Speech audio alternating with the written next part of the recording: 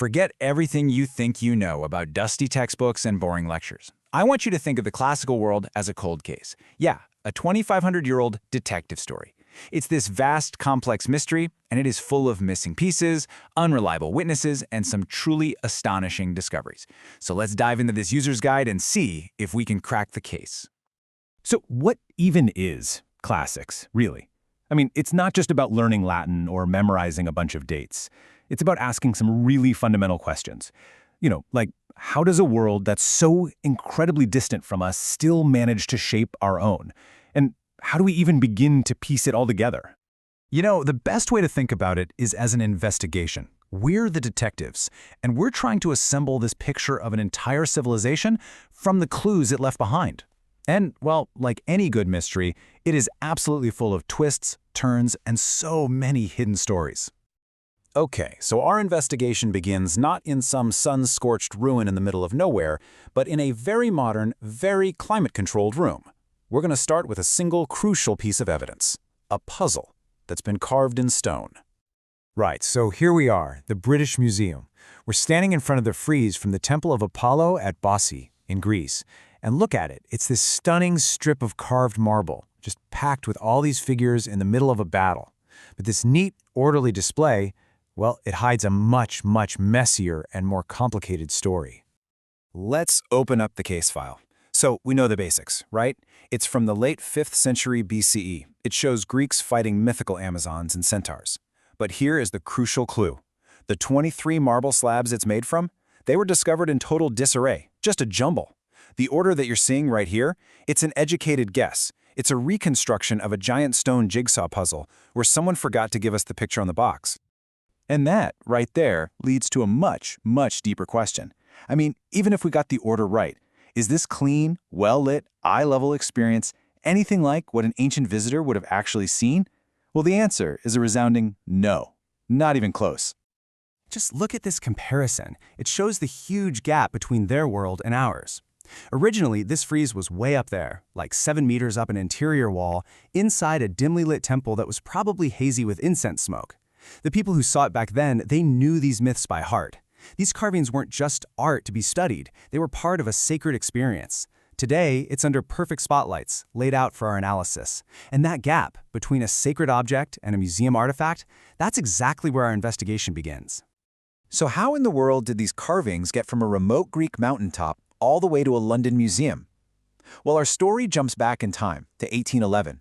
This was a time of war, of bandits, and of these incredibly intrepid explorers venturing into a Greece that was then part of the Ottoman Empire. And let me tell you, this was no academic field trip. The first Westerner to even find the temple was murdered. Years later, right in the middle of the Napoleonic Wars, an international team shows up. The architect, a guy named C.R. Cockerell, finds the very first slab by complete chance. He sees a fox disappear into its lair under the rubble, and lo and behold, there's a piece of the frieze. After a year of just grueling excavation, the whole thing is unearthed and eventually sold to the British government. Classics, it turns out, has always involved a little bit of adventure. But wait a minute. What led these explorers to such a dangerous, remote spot in the first place?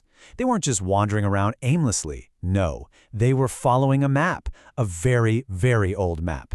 They had an ancient guidebook. And here he is. Meet our star witness, Pausanias. Way back in the 2nd century of the Common Era, he wrote this incredibly detailed travel guide to Greece.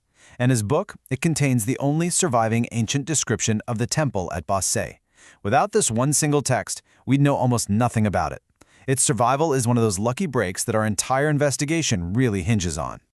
Pausanias basically gave the temple a 5-star review, but he also made 2 huge claims. 1, that it was built as a thank offering for being saved from a plague, and 2, that its designer was Ektinos, the genius architect of the Parthenon in Athens.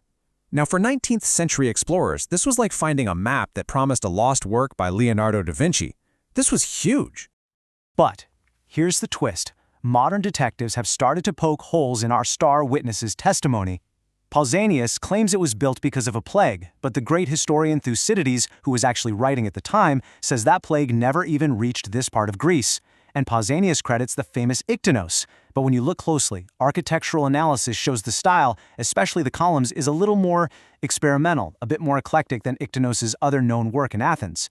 You see, the crucial point here is this. Classics isn't about blindly trusting ancient sources. It's an active, ongoing argument with them. So, okay, we've looked at the art, we've looked at the adventure, but there's this huge piece of the story that both the ancient guidebook and the 19th century explorers just completely overlooked. To find it, we have to look for the people whose names were never carved in stone. We have to dig for the unseen story.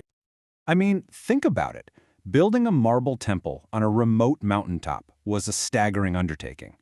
Mason's marks on the stone suggest skilled workers were brought in from far away. They used local limestone, sure, but the precious marble for that frieze had to be quarried and then hauled overland, an enormous, costly feat of engineering. This wasn't magic. It was a massive project of human labor, which of course leads to the most important question of all. Whose labor? To build the world that produced this temple, to power its economy, to quarry its stone, it's estimated it took the labor of about this many people. 40%. That is the best estimate that we have for the proportion of the population of 5th century Athens that was enslaved. We simply cannot understand the classical world without confronting this reality. Ancient Greece and Rome were slave societies. The entire economic engine that allowed for philosophy, for democracy, for art, it was all built on the backs of human beings who were legally defined as property, what one writer chillingly called a machine with a voice. The beauty of the Bessay frieze and the whole world that created it was made possible by this brutal system. And this brings us full circle, right back to the present. Once you start uncovering all these different layers, the art, the adventure, the really uncomfortable economics, how does it change the way we look at the past? How do we see this temple and its world now? Well, for a start, you can't actually see it in that romantic way anymore. Since 1987, the entire temple has been covered by this giant tent to protect it from the elements. The ruin that inspired all those explorers is now, well, it's like a patient under observation, a long-term conservation project. Because this is the image that's been burned into our cultural memory, right? A painting by Edward Lear from 1854. It captures everything we think of when we imagine ancient Greece. Majestic, lonely columns standing against a wild, windswept landscape. This is the idealized vision. But here is the final, incredible twist in our entire investigation. Lear did visit Greece, that's true, but his diaries reveal that the detailed rocks and trees, the very things that make this painting feel so authentic, were actually drawn from nature in rural Leicestershire, England. Our most cherished image of ancient Greece is itself a construction, a blend of reality and our own cultural lens. And that's really the point of all this. As the classicist Robin Osborne puts it, we are constantly re-excavating this past. And we're not just digging in the dirt, we're re-examining our own assumptions. The goal is to follow that ancient advice from the temple at Delphi. Know yourself. By investigating them, we are ultimately investigating us. So, we're left with this massive puzzle, a legacy that is both incredibly inspiring and frankly horrifying, a world that produced breathtaking art and profound ideas about freedom while being powered by the total denial of freedom for millions. The final question in this case file, then, isn't really about them, it's about us.